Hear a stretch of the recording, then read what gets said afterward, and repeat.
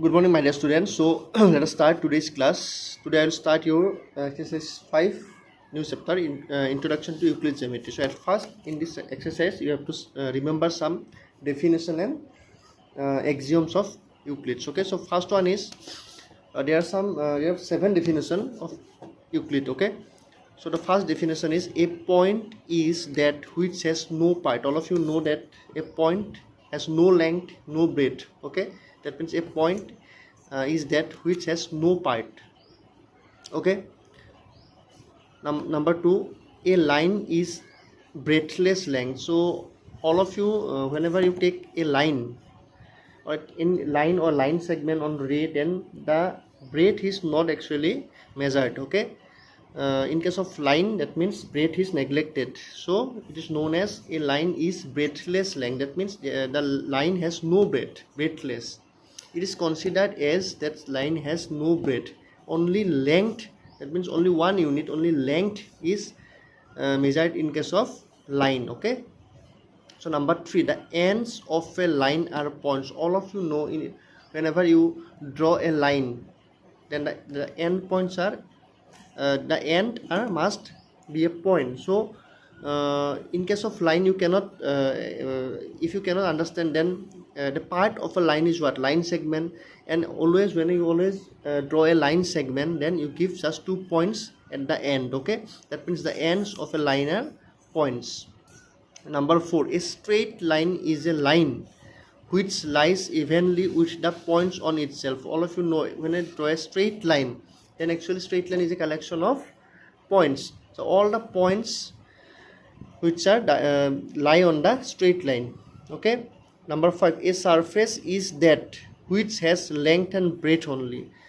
Suppose you consider this page of the copy is a surface, then this page, this one have the length and similarly it is the breadth. That means a surface has length and breadth only. That means in this case width of the not with height of the surface is neglected. That means it is considered as a two-dimensional figure. Okay, so number 6, the edges of a surface are lines. Suppose this one is the copy, this one, this edges.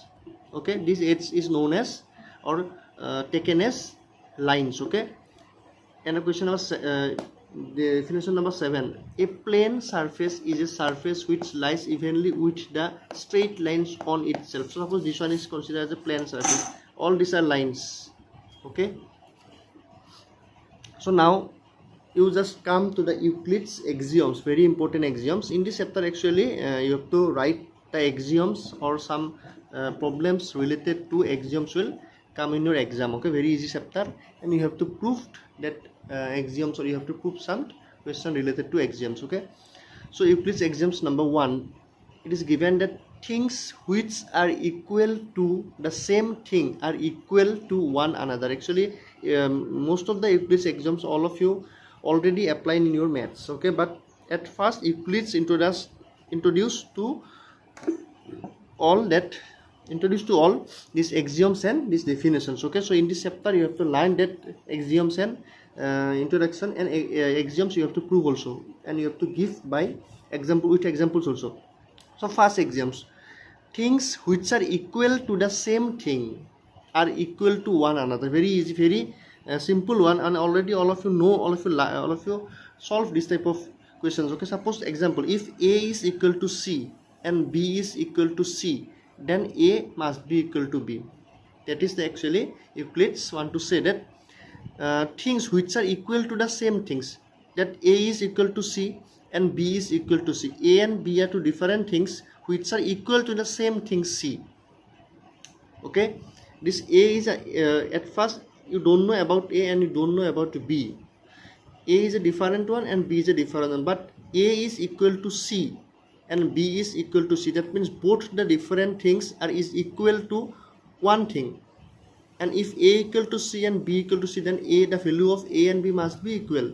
That is, things which are equal to same thing, this thing and this thing equal to this and this equal to this. That means A and B both are equal to same thing C. Then A and B must be equal to one another. Okay, so next axiom number 2, if equals are added to equals, the wholes are equals. Okay, that means if equal things are if equals are added to equals, then the whole you get must be equal. Suppose a and b are equal.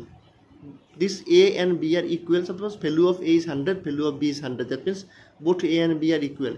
If you equal thing, a same thing is added to both.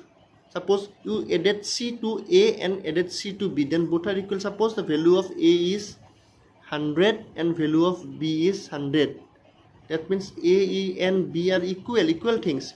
Okay, if equals are added to equals, these are equals. If equals are added, suppose the value of c is 50, and suppose you add a plus c, that means 100 plus 50, it becomes 150. Okay, again suppose you add b plus c, that means again 100 plus 50, it becomes 150. That means both 150 are equal. That means a plus c must be equal to b plus c.